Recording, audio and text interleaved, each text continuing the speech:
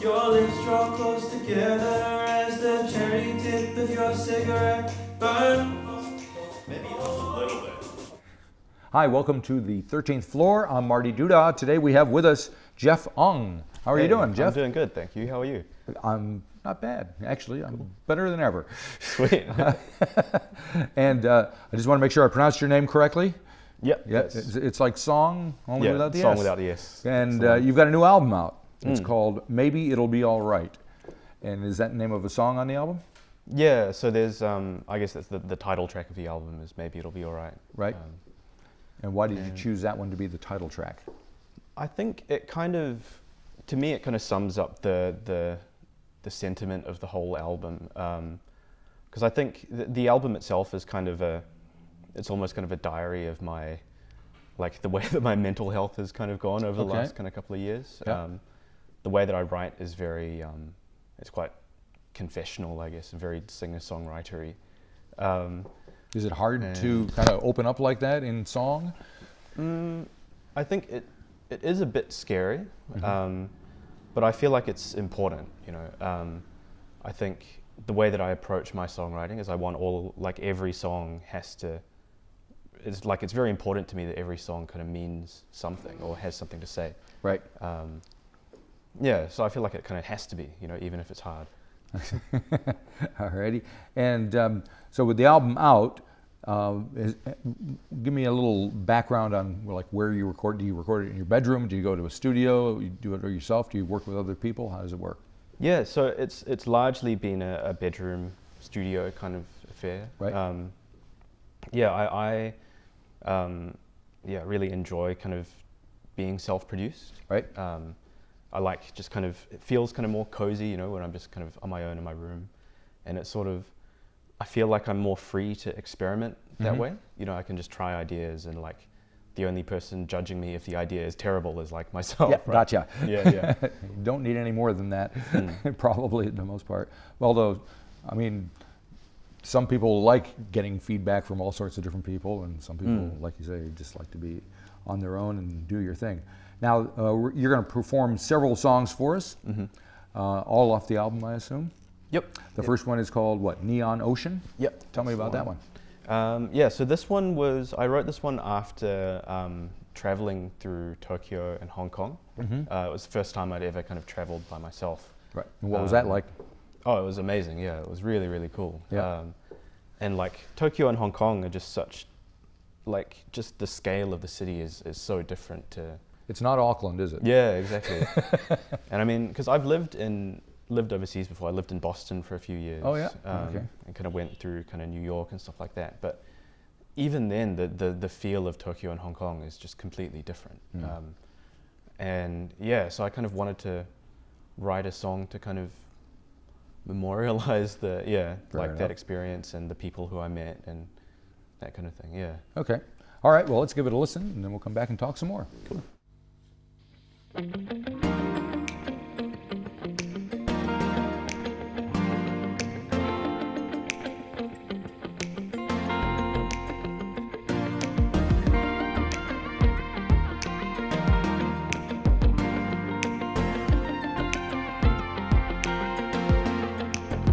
Isn't it peculiar?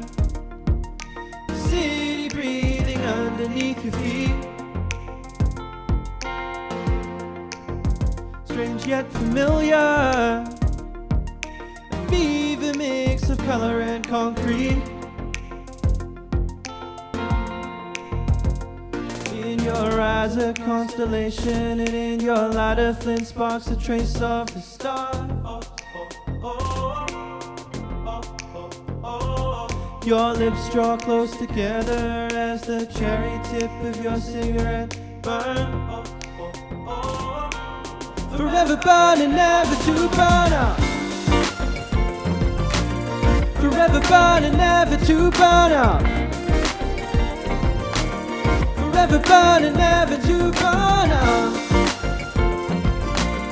Forever burning, never to burn out. Forever burning, never to burn out.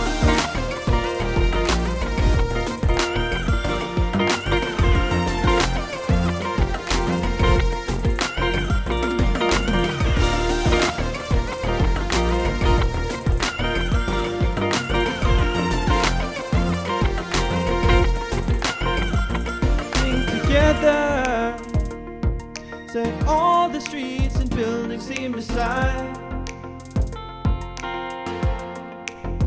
A sleepless whisper, a heaviness is lifted by the night. A backseat conversation in a taxi slipping into the dark. Though its heartbeat becomes quiet, the neon ocean pulses, flickers and sparks. Forever burning, never to burn out. Forever burning, never to burn out. Forever burning, never to burn out. Forever burning, never to burn out. Forever burning, never to burn out.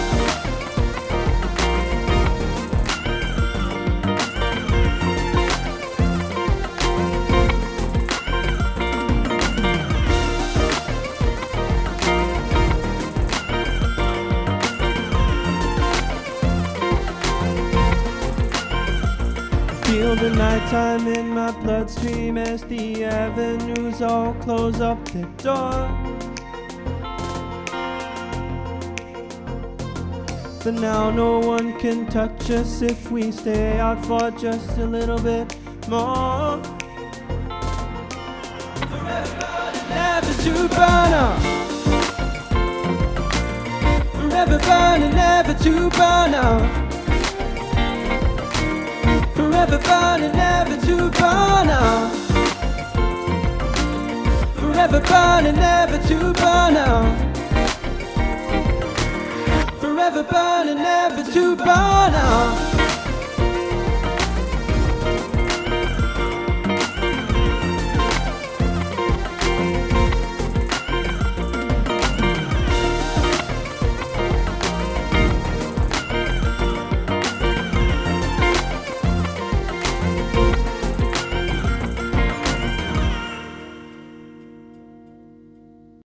All right, we're back here with Geoff Ong. We just heard Neon Ocean from his new album, Maybe It'll Be All Right.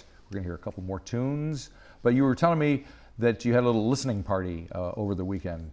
What was that like for you? Yeah, it was honestly really amazing, because I think just sitting down and listening through a whole album is not really that common anymore. You know, like even me, like I'm a musician, and like Right. often the only time I'm listening to music is like when I'm doing something else, like when I'm driving or working or Right. cleaning the house or something like that. I'll put on some headphones and like listen to music. Yep. So it was quite special, I think, getting to share the album in that way, like listen it through with like a bunch of people. And who like, were these people that were there? Mostly just close friends, really. Yep. Yeah, it was a very chill kind of event. I thought, because normally when I do a release, I'll put on a release concert, Yep. so like kind of a bigger event. But I don't know, with COVID and everything, it just Better be safe felt than kind sorry. of, yeah. And it just the idea of trying to organize a gig was just felt very stressful. So I was like, I Okay. don't want to avoid that, you know. Right. Mm. Yeah, I mean, it's definitely a weird time to release a record, but it's probably Yeah. a good time as well. Lots of people have nothing else to do but listen to music. Yeah, that's true. And have you been like writing more music during the downtime and the lockdowns? Yeah, I actually did. I guess lockdown kind of coincided with this big kind of creative wave for me. And then, you know, I'm very lucky that I can write and record and produce everything myself at home. Right. Because I think if I were in a band or something like that, or, you know, needed to use studio time, it would have been really, really difficult. Yep. To get those ideas down and recorded. So yeah, in a weird way, it kind of worked out. Very good. Now, the next song we're going to hear is something called Save Me the Weekend. What's that one all about? Well, so it's kind of funny with this song, because you know how I was saying before, like I want all my songs to like say something and like, be important, but like This one doesn't have yeah, anything. yeah. Well, it was kind of like I was like, oh man, am I becoming like too much of a serious like singer-songwriter Right. kind of person? So I was like, I just want to do a song that's fun. Just lighten it up a bit. Yeah. So this song is kind of about just having a good weekend with someone you love, and yeah, it's not that serious, I guess, but yeah. Alrighty, well, let's give it a listen, and then we'll be back.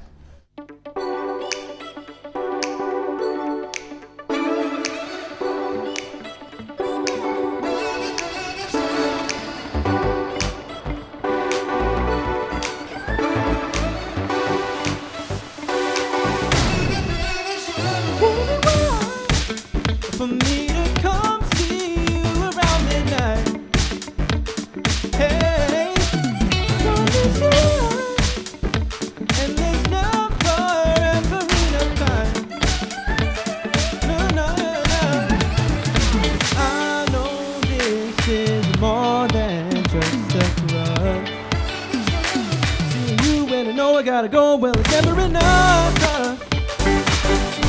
Baby, save me the weekend. 'Cause I just can't wait to see you there on the dance floor. There's 2 piece nights and a million more.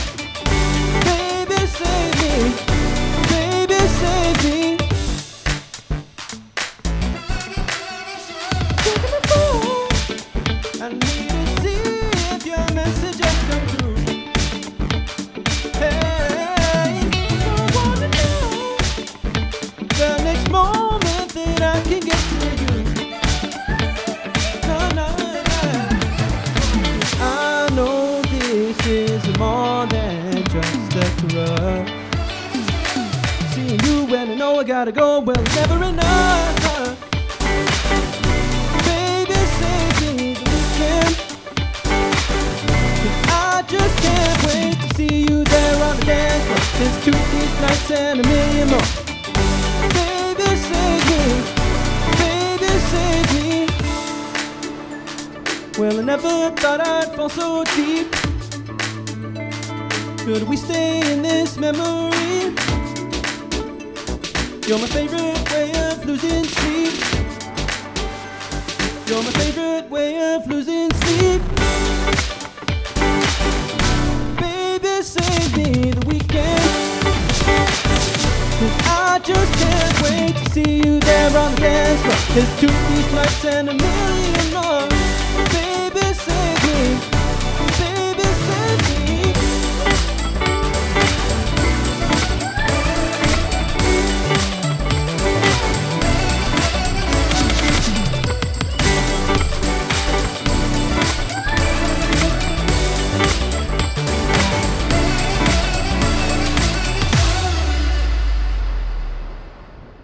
Okay, we're here at the 13th floor with Geoff Ong. We have one more song to listen to from his new album, Maybe It'll Be All Right, but I got the press release sent to me the other day, and in big headlines it announced that you were indeed a pop star for dorks. Yeah. Is that something you've come up with yourself, or are there other people referring to you as that? I don't know, it's a bit of both, really. I think RNZ wrote something about it. Oh, really? As well, yeah. And I think it's kind of, because I make pop music, right? And I'm not really, I think that I don't really fit the traditional kind of pop music mold in a lot of ways. I think when we think of, mainstream pop artists, a lot of the time they seem like really cool and kind of larger than life and like unattainable and unrelatable in a way, right? Although there is Ed Sheeran. That's true, yeah, there is Ed Sheeran. And and I guess I kind of, I don't know, I struggle to relate with that. And, and I thought that, potentially other people might feel the same way as me. And I think, authenticity in music is a really kind of important thing. Mm-hmm. And I don't think I'm a particularly cool person, I'm quite awkward socially and right. And I kind of don't feel like I've always fit in, right? So I feel like I can make music that sounds like pop, but speaks to people like me. Right, gotcha. And when you do your live performances, because here today you're just here by yourself, do you usually have a band with you? Yeah. Normally I have a band. What's it like? Who's doing what? So I've got Dean Rodriguez, who plays drums, Joel Griffin on bass, and Robert Pico, who plays guitar. Right. And we play live. It's a lot more kind of freewheeling, improvisational kind of. It's a bit more kind of rock and roll, I guess. It's loud, big drums, sounds big like guitars. A good thing. And you got, speaking of live, you're playing at the Summer Days thingy coming up? Yeah, the Takapuna Summer Days Festival. You looking forward to that? Yeah, it's going to be really cool. It's been a while since we've had a full band gig, so yeah, I'm really looking forward to that. Very cool. Now we got one more song to hear. It's called Fingerprints. Tell me about that one. Yeah, so Fingerprints was kind of the song that it was like the genesis of the whole album.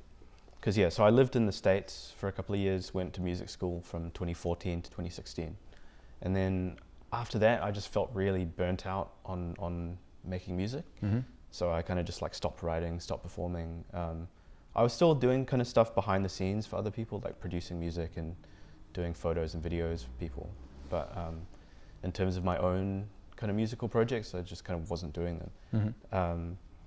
And then, and then I kind of just had this idea for a song, and that song was Fingerprints. So that was about 2018. So it ended up being like a 2-year break where I just wasn't making any music. Right. And then, so I was like, all right, I'm just gonna write this song, record it, put it out and see what happens. And yeah, I put it out and it went like way bigger than I ever could have ever anticipated, right? Yeah, it was, made it all the way up to like number 3 on the charts. Cool. It's like radio, TV stuff. It was really like, whoa. Yeah. And how did you deal with that? I don't know. It was quite stressful at the time. Right. It was very. I guess because it was unexpected. You know, it was. Yeah, it was very strange. I got a lot of nice text messages from my friends, being like, "Oh my God, like I heard your song in Countdown, and like you're on the TV." That's when you know you've made it. I know, right? Yeah. And it was like, "Oh, you're on the TV in Burger King," right? You know, like just things like that. It was very. That's pretty cool. It was really surreal, right? But it kind of, I don't know. It almost like reinforced to me, like, hey, like, you know, you're doing the right thing, and like coming back to music was the right. Right. Although you may have to change your tagline of pop star for dorks. I think you can still be dorky and like be on the Alrighty. TV. Well, it sounds like everything's going well. Congratulations on the album. Oh, thank you so much. Hopefully we'll get to see you out and about in town somewhere playing with your band. That would be cool. So we're going to listen to Fingerprints, and you have a good time. Thank you so much. Thank you. I feel your fingerprints in the fog and fading light. Since you've moved back home, nothing really feels right. Your voice is lingering in the walls and curtains still. Forgotten seconds, hours, minutes and silences. And I'm wondering all about how it began. The people we are and the ones who were there. Was it worth it? Maybe I think I could see you again. And maybe it's easier just to pretend it was worth it. It was worth it.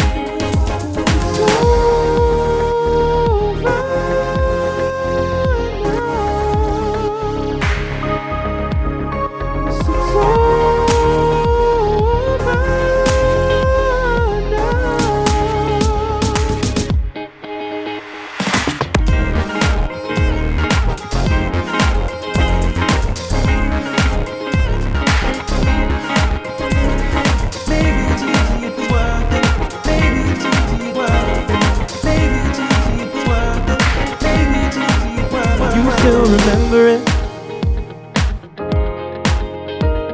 the breath we used to wear, the give and the take of our compromised love affair.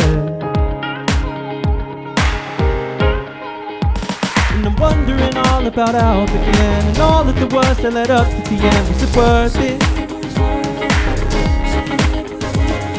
Maybe you think I could see you again, and all of the questions and could have been. It was worth it. It was worth it.